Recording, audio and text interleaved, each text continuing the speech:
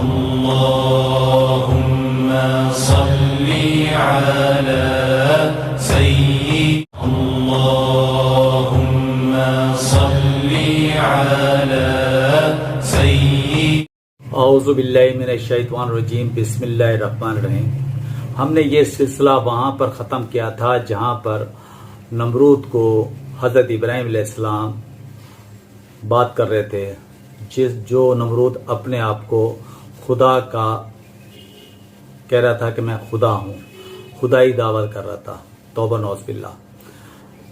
اس وجہ سے حضرت ابراہیم علیہ السلام نے ان کی تمام باتیں بتائی، ان کی تکبر کی کیا حیثیت ہے۔ اب یہاں دیکھیں کہ حضرت ابراہیم علیہ السلام یہاں تک ان کو کہا کہ میرا جو رب ہے وہ تو مشرق کی طرف سے سورج نکالتا ہے اور مغرب کی طرف ڈھال دیتا ہے، کیا تم ایسا کر سکتے ہو؟ تمہارے اندر ہے اتنی؟ اب یہ بات سے وہ پریشان ہو گیا، وہ وہیں پہ آ کے یہ سلسلے کو روک دیا۔ اب اس کا دماغ سٹ پٹا گیا۔ آج کہتے ہیں نا کہ یہ بات جب قیامت آئے گی نا تو قیامت کی نشانی یہ ہوگی کہ جب اللہ تعالی مغرب سے سورج نکالے گا اور مشرق میں ختم کرے گا، اور جب یہ کرے گا جب قیامت کی یہ نشانی ہوگی، کیونکہ ورنہ ان کے دعوے دار یہی کہیں گے کہ بھائی چلو ابراہیم آپ کے رب نے یہ کام نہیں کیا، نمرود نے نہیں کیا، کم از کم آپ کے رب تو کر کے دکھائے تو یہ ضرور ہوئے گا۔ ایسا نہیں ہے، جب قیامت کی نشانی میں سے ایک نشانی ہے۔ اسی طرح سے اب دیکھیں، ہم قرآن پڑھتے ہیں، قرآن کو یوں سمجھ لیں کہ جب ہم ایک سورت کو بار بار اس کو پڑھتے ہیں، بار بار اس کو پڑھتے ہیں، تو وہ انسان کے روح میں اترنا شروع ہو جاتی ہے۔ آپ یہ سمجھتے ہیں کہ ہمیں سمجھ نہیں آتا، آپ پڑھتے رہیں گے، آپ کو آہستہ آہستہ سمجھ آ جائے گی۔ اور مثال ایسے دیکھ لیں، آپ کوئی جاندار ہے، گائے ہے، بکری ہے، کوئی بھی جانور ہے، جب کوئی عام آدمی ان کو بلائے گا تو نہیں آئے گا، وہ جانور نہیں آئے گا۔ اب جو اس کو چراتا ہے، چراوا ہوگا، جو اس کو روز کی خیال کرتا ہے کھانے پینے کا، وہ ایک آواز دے گا تو وہ فوراً آ جائے گا۔ وجہ کیا ہے؟ وجہ یہ ہے کہ اس کو پتہ ہے میرے مالک نے مجھے پکارا ہے، حالانکہ وہ زبان اس کی الگ ہے، انسان کے الگ ہے، مگر وہ اشارہ سمجھ جاتا ہے۔ تو ہم بھی جب قرآن پڑھتے ہیں تو ہمارا مالک ہمارے کو سمجھتے ہیں ہر چیز، تو ہماری دل کی حالت، ہماری طبیعت، ہماری نیت، جب ہمارے اندر ذوق اور شوق پیدا ہوگا تو اللہ تعالی ہمیں روحانی طور پہ سمجھا دیتے ہیں جب ہم دل سے پڑھتے ہیں۔ اب مثال کے طور پہ یوں سمجھیں، میں آپ کو اور مثال دوں کہ جب آپ کو پیاس لگتی ہے پانی کی، ٹھیک ہے، تو جب آپ کسی سے پانی مانگتے نا کہ یار ایک گلاس پانی دینا، تو وہ کیا کہے گا؟ اچھا دیتا ہوں۔ وہ تھوڑا سا کام میں اپنے بھول جائے گا تو اس کو یاد نہیں رہے گا، پھر اس کو دوبارہ یاد کریں گے، یار آپ نے پانی نہیں دیا۔ ایک یہ ہے انداز، اور ایک وہ انداز ہے کہ انسان کو شدید پیاس لگ رہی ہو، تکلیف میں ہو، یا گلے میں کوئی پھندا لگ گیا اور کھاتے وقت تو اس کو مجھے سخت پیاس لگی ہے، بہت پیاس لگی ہے، بس جلدی سے کرو، وہ بھاگتا ہو جائے گا، جلدی جلدی بھائی فوراً دلاؤ، گلاس لاؤ اور فوراً پانی پلاؤ، تو وہ فوراً پانی پلائے گا۔ تو ہماری نماز کی بھی اہمیت ایسی ہو جیسے ہمیں بہت سخت پیاس لگی ہے، تو پھر ہمارا مالک ہمیں بھی دیکھے گا کہ واقعی یہ پیاسا ہے۔ اب ہم جا کے ایسے بولتے ہیں کہ جی الحمدللہ رب العالمین الرحمن الرحیم پڑھتے رہیں، بس وہ ادھر رٹا لگا کے آ جائیں، نہیں، ایسا نہیں ہے، وہ بھی دیکھتا مالک۔ تو اس لیے کہ سب سمجھتے ہیں نا کہ رب کی اہمیت، مگر اصل رب چاہتا کیا ہے؟ جو ابراہیم علیہ السلام سے اتنی محبت کرتے ہیں، کیوں؟ کہ وہ رب کی اطاعت کرتے ہیں، ان کا حکم مانتے ہیں۔ ہم لوگ کیا کرتے ہیں؟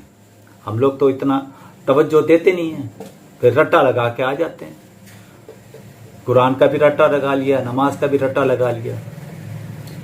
اب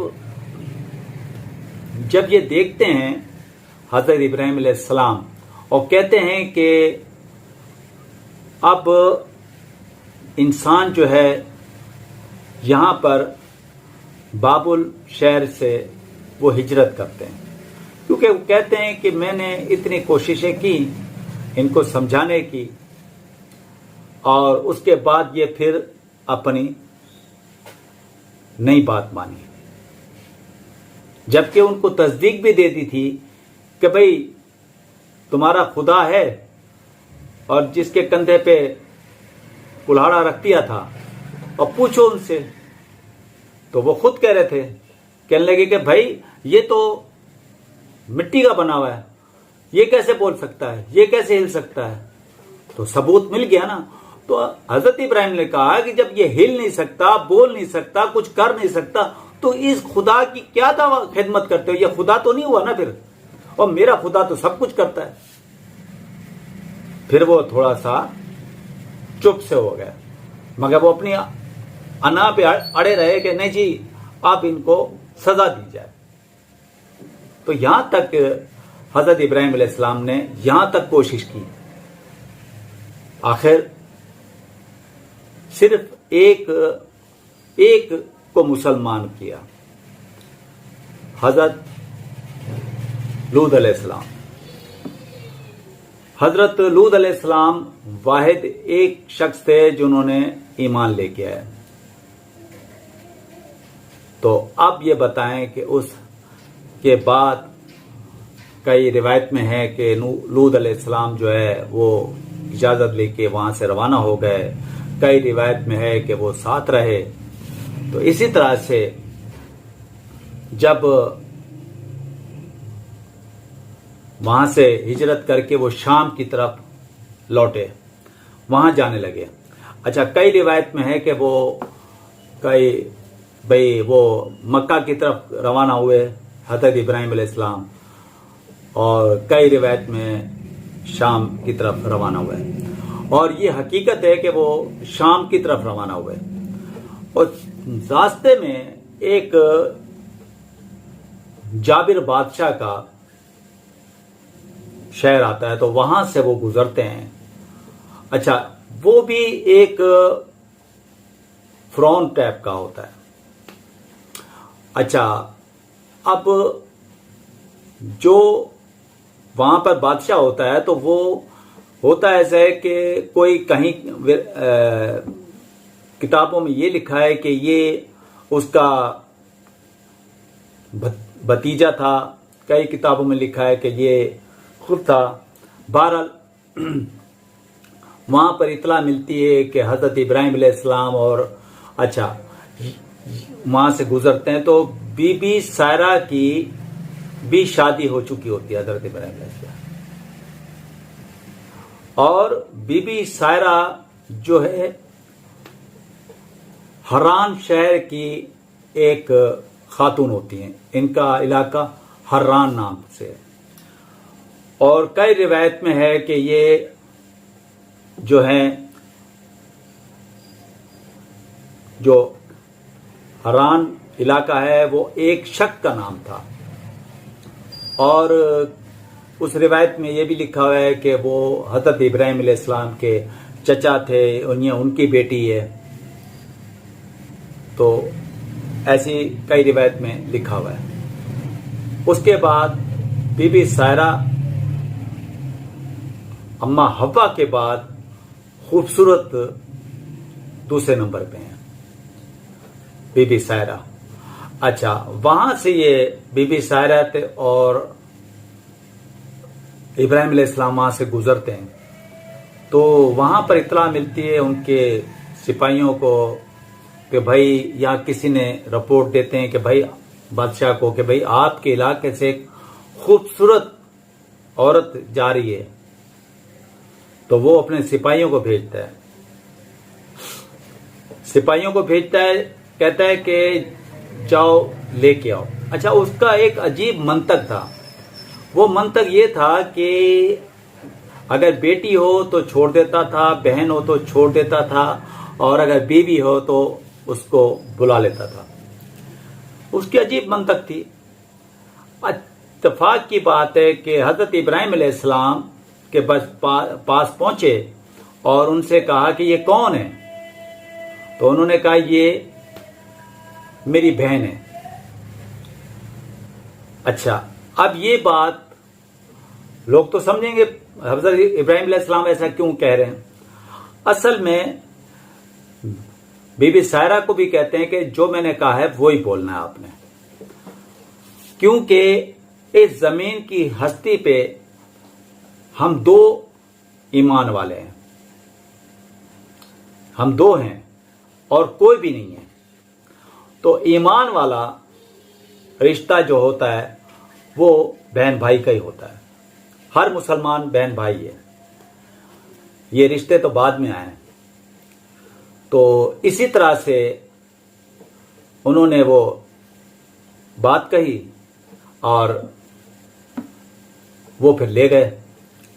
اب لے گئے تو بادشاہ نے وہ جو فرعون تھا، فرعون نے کیا کیا، اس نے جیسے ہاتھ بڑھایا نا بی بی سائرہ کی طرف، تو اس کا ہاتھ یوں کہ یوں رک گیا اور پاؤں اس کا زمین میں دھس گیا.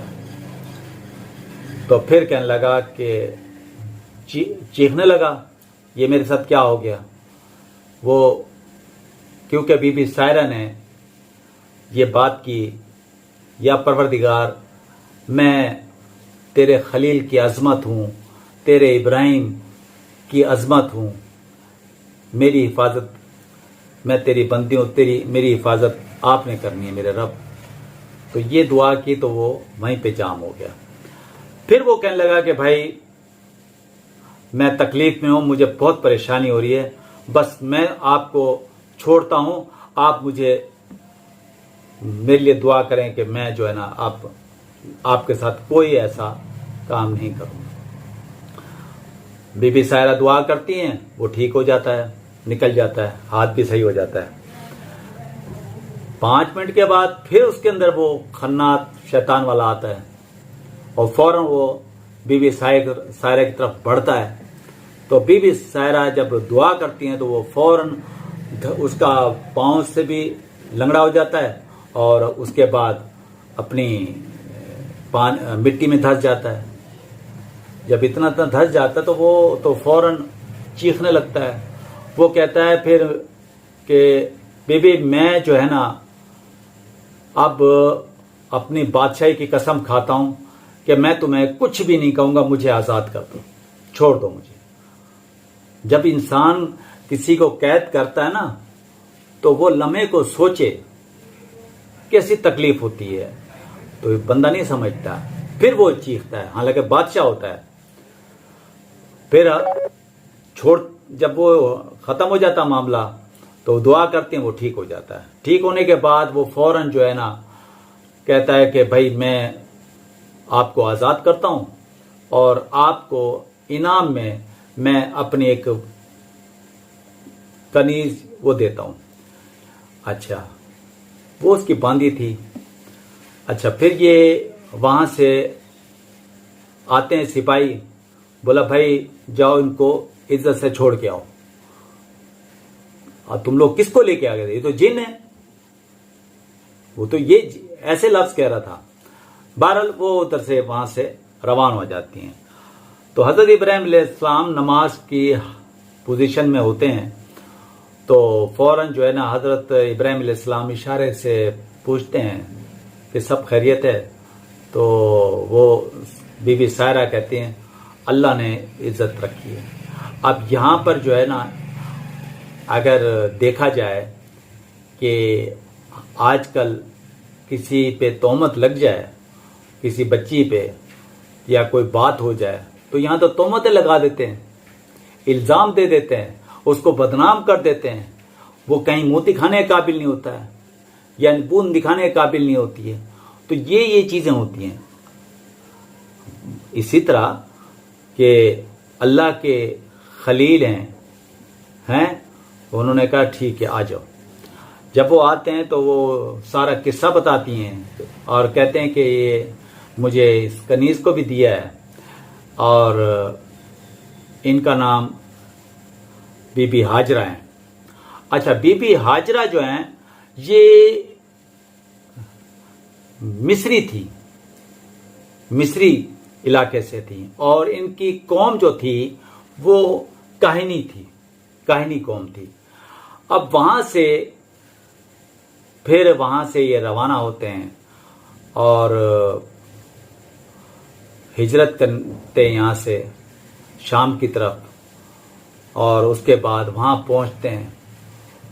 तो वहाँ पर जाते हैं तो हजरत लूत अलैहिस्सलाम जो है उनको भी, वो कैद में होते हैं, उनको भी छुड़वाते हैं वो। तो फिर वहाँ पर एक डेरा लगाते हैं और वहीं पे रहने शुरू कर देते हैं। तो इंशाल्लाह ज़िंदगी रही तो बकाया फिर आपको हिस्सा दोबारा बताएंगे कि आगे सिलसिला क्या हुआ। जज़ाकल्लाह।